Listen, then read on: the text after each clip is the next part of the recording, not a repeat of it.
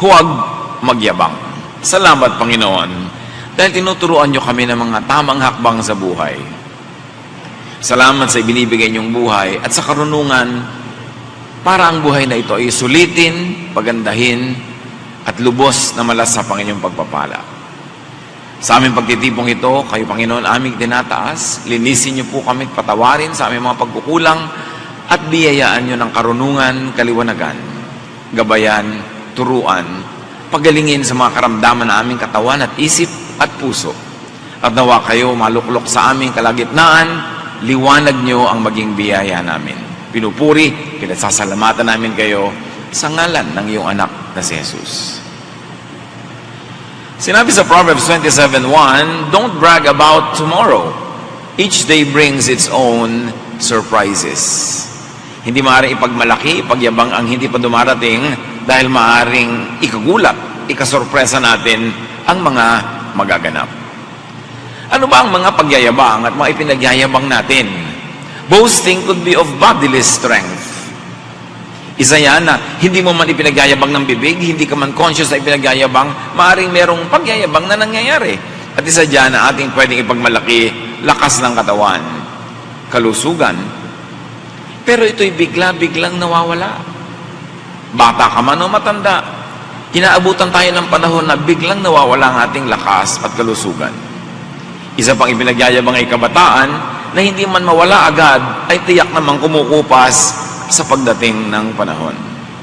John 21:18, pakatandaan mo, nung bata ka pa, ikaw ang nagbibihis sa iyong sarili at pumupunta ka kung saan mo gusto.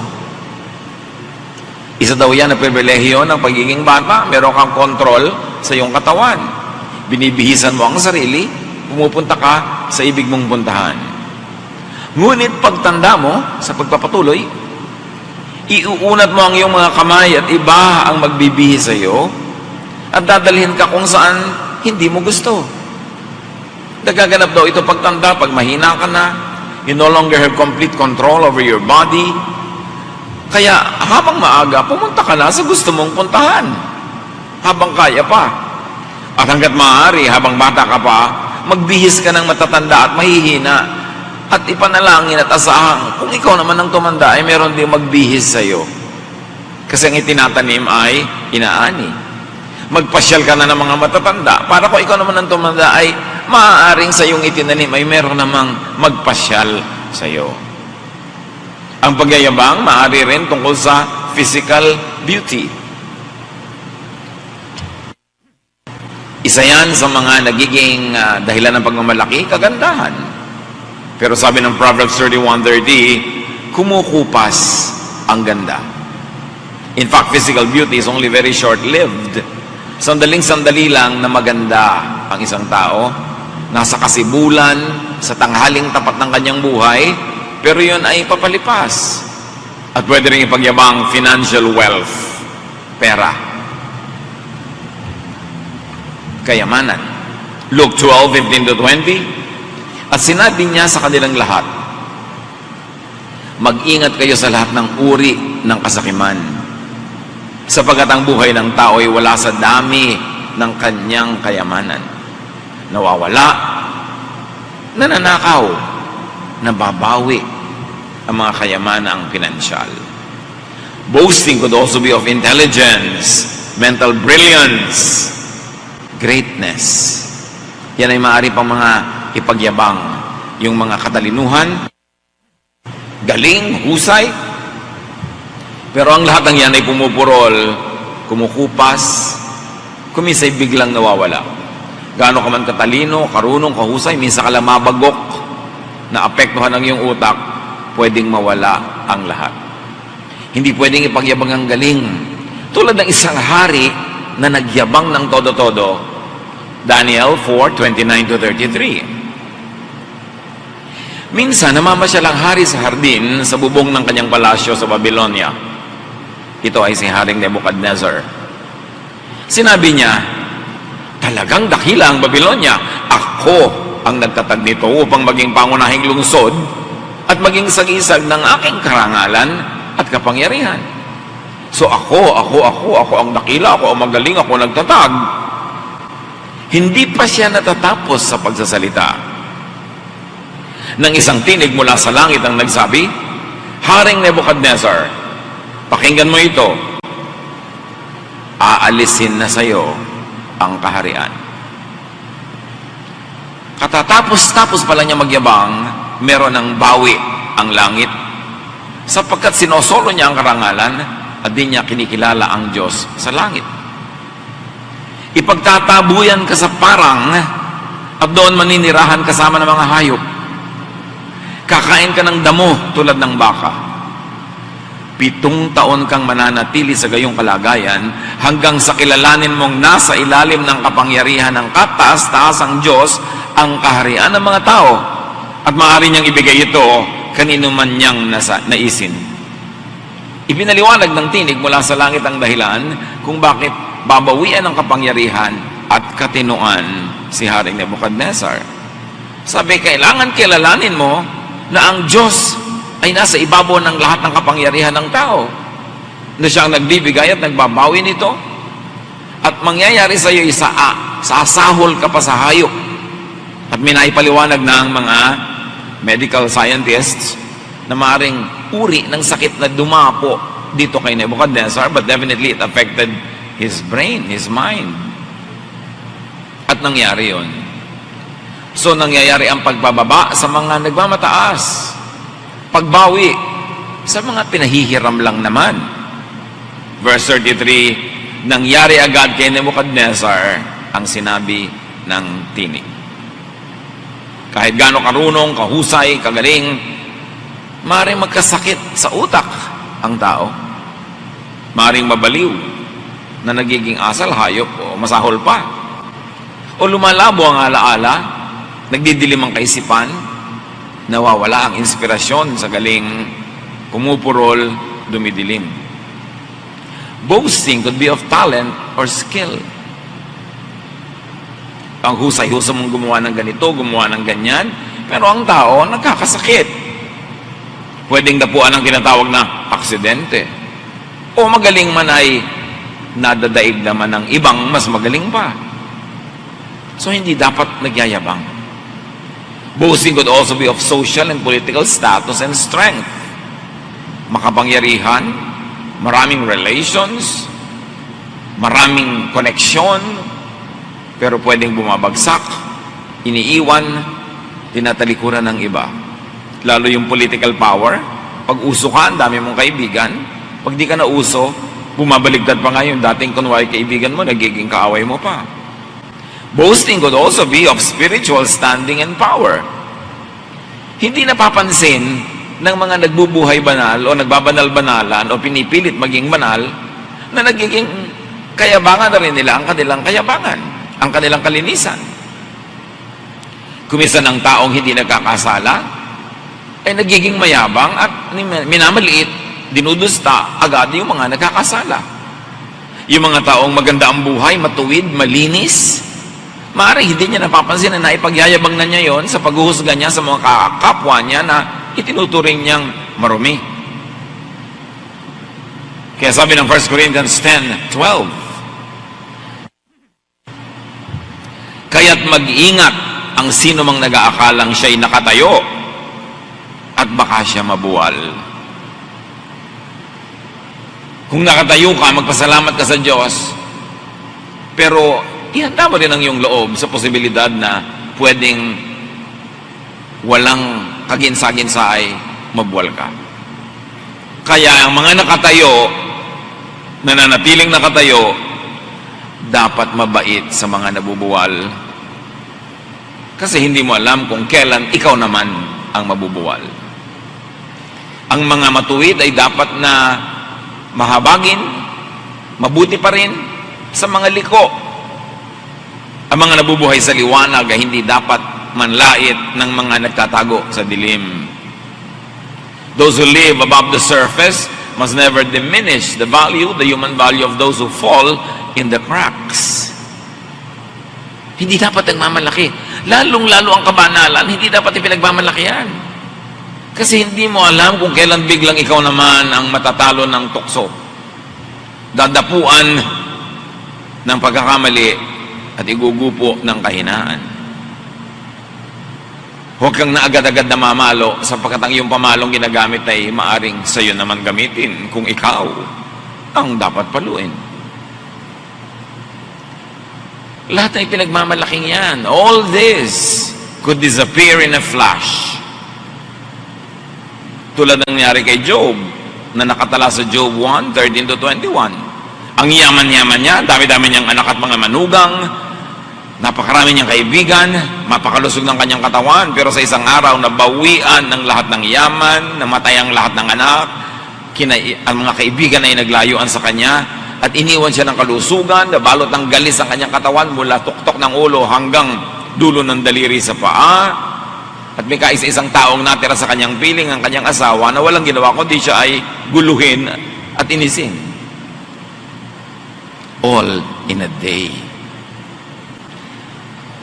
Ang buhay ng tao pwedeng maiba sa loob lang ng isang araw. Kaya hindi dapat magmalaki. Even you, I, could disappear in a flash. Naglalakad ka lang, biglang nadaganan ka ng gumuhong building. Instantly, nakalibing ka na. Tinamaan ka ng kidlat. Tinamaan ka ng ligaw na bala. O bigla ka naka-atake sa puso. Walang pwedeng ipagmalaki ang tao. Hindi mo pwedeng sabihin, maraming akong gagawin sa buhay. Dahil sabi sa Luke 12:20, sinabi sa kanya ng Diyos, hangal, sa gabi ring ito'y babawian ka na ng buhay. Kanino ngayon mapupunta ang mga inilalaan mo para sa iyong sarili? Hindi masamang maglaan sa sarili. Ang minamasama dito ay yung yabang na akala mo walang katapusan ng buhay mo at ma-enjoy mo lahat pagdating ng panahon. Kaya ang lesson, meron ka mang inilalaan ngayon, meron ka mang mga tinatangkilik, meron ka mga tinatamasa, enjoyan mo na, i-share mo rin sa iba, glorify God, kasi hindi mo alam kung bukas buhay ka pa. Walang pwedeng ipagmalaki. Ang yabang na mga pinag-usapan natin ay madalas umuwi sa hatol ng Diyos o sa hatol ng kapwa. Kasi siyempre ayaw din ng tao sa kapwa-taong mayabang. Ang pagmamataas ay umuwi sa pagbababa. Ang liko ay umuwi sa pagtutuwid. Nangyayari ang likas at natural na pagbabalanse ng buhay.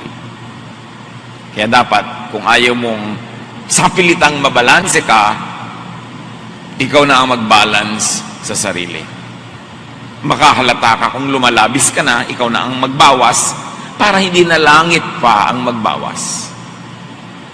Nakakahalata kang yumayabang ka na yata, abay ibaba mo na agad ang iyong sarili kesa langit pa ang magpaluhod sa iyo para ka mapababa. Nakakahalata kang sobra ka ng nagmamalupit sa kapwa, magpakabait ka na kesa pilitin ka pa ng Diyos na maging mabait. Huwag magyabang. Iwasang magyabang and be blessed or stay blessed. Blessed ka na, tapos magyayabang ka, di mawawala ang blessing. Dati kang wala, binigyan ka ng Diyos, pinayaman ka, ipagyayabang mo, kung bawiin. Malakas ka, marami kang kayang gawin, ipagyayabang mo, kung pahinain ka. The best way to be blessed or to stay blessed, huwag magyabang. How not to boast? Paano nga ba hindi magyayabang? Unang-una, avoid the sin of Nebuchadnezzar. Acknowledge God for your blessings. For your talent, for your capacity, always acknowledge God. Kaya pag pinuri ka, huy, ang galing-galing mo, huwag mo na sasabihin, hindi, wala nga akong kagaling-galing. False modesty naman yun, dahil kung alam mo magaling ka, sabihin mong salamat, purihin ng Diyos, bigay niya yan. Ang ganda-ganda ng bahay mo, huwag sabihin, hindi, ang liit-liit nga. Alam mo naman, ang laki-laki, hanggang basketball court na yung sala mo. Sabihin mo po, ang liit-liit nga. Hindi na yun humility. lying na yun. Kaartehan na yun. So, oo nga, thank God, I enjoy this. Naku, ang talino ng anak mo. Praise God, siya ang nagbibigay ng talino. Salamat at napapansin mo yan. Laging tanggapin ninyo yung papuri, pero ibigay sa Diyos. Pero huwag itanggi. Hindi yung mukhang bata ka. Ay, yung mukhang bata ka, hindi nga. May wrinkle nga ako. Samantalang nakatira ka na sa salon para ka magmukhang bata. Pagkatapos sinabing mukhang bata ka, hindi nga. Matanda nga itsura ko. Kaartehan na yun. When people compliment you, be thankful. You say, thank you. Praise God. Ang galing-galing mo naman tumula, ang galing-galing mo kumanta, salamat po at purihin ng Diyos. Huwag yung hindi naman po ako magaling. Kasi hindi na effective yun. Nakakainis pa nga yung ganda ng arte. Be thankful to God. Thank God all the time. And honor God with your blessings. Pag kinikilala natin na ang pagpapala ay galing sa Diyos, lagi natin siyang pinararangalan. And how do you honor God with your blessings? Multiply the blessings. Binigyan ka ng pera, sumaya ka, edi magpamigay ka rin para dumami ang sumaya, hindi lang ikaw. Multiply the effect of the blessing. Huwag susuluhin. Katulad nung binigyan ng Panginoon ng puhunan, hindi niya pinalago, napagalitan ng Panginoon. Matthew 25:27. Bakit hindi mo man lamang inilagay sa bangko ang aking salapi? Kahit paano may tinubo, kahit paano may tinubo sana ito. Sabi ng Panginoon. May ibinigay sa iyong talent, palaguin mo yan. Kailangan tumubo ang Diyos. Binigyan ka ng talent na kumanta. Kumanta ka, hindi lang sa banyo. Kumanta ka sa publiko, kumanta ka ng mga makadiyos na awit para ang kabutihan ng Diyos ay mahayag sa pamamagitan ng awit. Ano mang talent, gamitin mo. You're a gifted teacher, mag-handle ka ng Bible study. You are gifted with a comfortable house, host a Bible study. Kasi doon mo napaparami yung epekto ng pagpapala. Minumultiply. Honor God with your blessings, give back to God. Kung galing sa Diyos, abay dapat ka magsukli. May ibinigay sa iyo, dapat bigyan mo siya ng tubo. Dapat ka mag-entrega sa Diyos. Kasi siya ang may bigay. Make at least correct offerings. Bakit dapat correct ng offerings? Because it is recognition of God as giver. Bakit napakahalang nagbabayad ka ng buwis? Sa gobyerno. Bakit pwede kang ikulong dahil lang hindi ka nagbayad ng buwis? Kasi pag nagbabayad ka ng buwis, ibig sabihin, nire-recognize mo yung gobyerno. Kaya ang mayroong mga civil disobedience, ayaw na nag-recognize ang isang gobyerno, hindi sila nagbabayad ng buwis. Ngayon, nire-recognize mo ang Diyos. Nire-recognize mo siya ang nagbibigay ng lahat ng blessing, di nagbubuwis ka sa Kanya.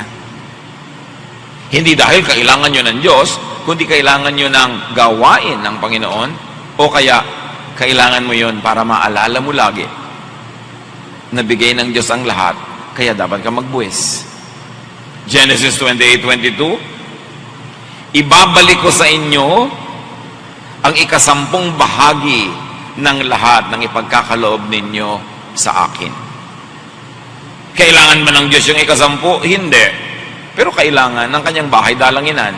At number 2, kailangan nung tumanggap ng pagpapala na ipaalala sa kanyang sarili na bigay lang yun ng Diyos at di niya dapat solohin. So there is a practical and there's a symbolic and a ceremonial value to giving back to God.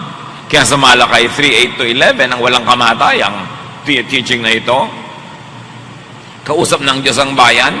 Ang tanong ko naman ay, matuwid bang pagnakawan ng tao ang Diyos? Hindi. Ngunit pinagnanakawan nyo ako. Sa paanong paraan? Sa mga ikasampung bahagi ng mga handog. Isinusumpa ko kayong lahat sapagkat ako'y pinagnanakawan ng buong bansa. Sabi ng Diyos. Dalhin ninyo ng buong buo ang inyong mga ikasampung bahagi sa tahanan ng Diyos upang matugunan ang pangangailangan sa aking tahanan. Subukin ninyo ako sa bagay na ito. Kung hindi ko buksan ang mga bintana ng langit at ibuhos sa inyo ang masaganang pagpapala. Hindi ko rin hahayaang salantain ng mga balang ang inyong mga pananim at mamumunga na ng sagana ang inyong mga ubasan. Yan ang sabi ng Panginoon. Naiinis ako sa inyo, dinadaya nyo ako. At huwag nyo akong inisin. Bigyan nyo ako ng kasiyahan at pagka hindi naman iba yung lalong kasiyahan ang tatanggapin nyo mula sa akin. So honor God, do not boast, and honor God with your blessings. Share with others. Tuwing may natatanggap ka sa Panginoon, huwag mong salohin, laging merong kaparte yung iba. Natutuwa siya. Matthew 25:35, sabi niya doon sa mga gagantimpalaan, sapagkat ako'y nagugutom at ako'y inyong pinakain. Ako'y nauuhaw at ako'y inyong pinainom. Ako'y isang dayuhan at inyong pinatuloy. Ano mang buti ang ginagawa natin sa kapwa is an act of high worship. Ang pagsamba hindi lang sa pag-awit, sa pagsayaw, sa pagdadasal, napakataas na uri ng pagsamba, ang paggawa ng mabuti, lalo sa mga hindi makakapagsukli, lalo sa mga sobrang kawawa at maralita, mahina. Yun ang kabutihan na kinikilala ng Diyos, na siya mismo ang beneficiary, kasi mahal niya yung binigyan mo, edi siya yung tumatanaw, siya ngayon ang magbabalik. Napakahalaga. Hindi ka pwede magmahal sa Diyos nang hindi ka palabigay sa kapwa. Magandang question eh. Paano ko pa malalaman na meron akong totoong faith? Palabigay ka ba sa kapwa? Yun, isa sa mga palatandaan na meron kang tunay na pananalig. Honor God with your blessings by what? You should enjoy your blessings on time, in time. Yung on time, sa nakatakdang schedule. Yung in time, kung kailan nagkataon at dumating, enjoy the blessing. Naranasan nyo na ba na may niregaluhan kayo ng magandang damit, tapos hindi sinusuot, nasa cabinet lang? Niregaluhan nyo ng magandang plato, baso, hindi ginagamit, nasa cabinet lang? Niregaluhan nyo ng gamit na mahusay, ayaw gamitin dahil baka marumihan, baka dumumi, baka mabasag? Ikinakatuwa nyo ba yung ganon? O gusto nyo nakikita nyo yung ginagamit niya yung bigay nyo? Ganon ang Diyos. Yung bigay niya, gusto niyang makitang ine-enjoy natin. Dahil binibigyan tayo ng pagpapala para ating ma-enjoy, hindi para ating ilagay sa estante. In other words, appreciation is important. And one of the best ways to appreciate a gift is to put it to good use. So enjoy the blessings that God gives you. Ecclesiastes 3:1, ang lahat sa mundong ito ay may kanya-kanyang panahon. May kanya-kanyang oras. Kaya may oras ng pagtamasa, paglasap, pag-enjoy sa blessings ng Diyos. Huwag ipagyabang ang bukas. Anong ibig sabihin? Ay, next year na ako magpapahinga. Eh, kung mamatay ka na next month, hindi ka na nakapagpahinga. O, ayan, napahinga ka tuloy ng napakahaba. Huwag mo sabihin na magtitipid ako ng 10 taon, sa ika-11 taon, doon ako magbabakasyon. Yun ang pagyayabang. Sure ka, nasa 11th year, andyan ka pa. So what do? Because you respect time and the unpredictability of anything that can happen in life,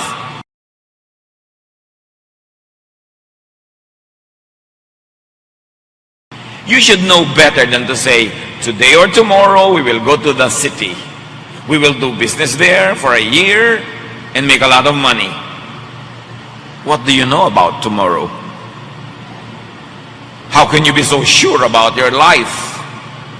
It is nothing more than a mist that appears for only a little while before it disappears. So huwag niyo ipagyayabang ang bukas, hindi niyo alam kung buhay pa kayo. Paano man natiyak ang tungkol sa bukas? Paano ka nakatiyak tungkol sa buhay? Ang buhay mo'y para lang isang asap, usok, vapor, sasandali na nakikita at pagkatapos ay naglalaho sa hangin. You vanish in thin air. Life is short. Life is fragile. Enjoy what God gives you. Huwag ipagyabang, ipagpasalamat sa Diyos, paramihin, hatian ng kapwa, magsukli sa Diyos, and then, at the end of your life, meet your Maker. What is important, stay humble. Do not have affected and false humility. Genuine humility is accepting if you are good, accepting the compliments, but giving glory to God and giving thanks to God. Panginoon, turuan nyo kami na i-apply ito sa aming buhay. Mga bahagi ng mensaheng ito o buo, ano ang kahulugan sa aming buhay? Ituwid niyo po kami, Panginoon, papagliwanagan ang aming isip at makapamuhay kami ng walang pagsisisi sa oras na kami bawian niyo na ng pahiram na buhay na ito. Pagbulay-bulayan natin sa mandali mga kapatid kung ano ang mga dapat gawin dahil sa ating mga narinig, ano mga hindi dapat gawin, anong dapat simulang gawin. Lord, lead us to apply this with great wisdom to our daily practical lives. Be alone with the Lord in silent reflection.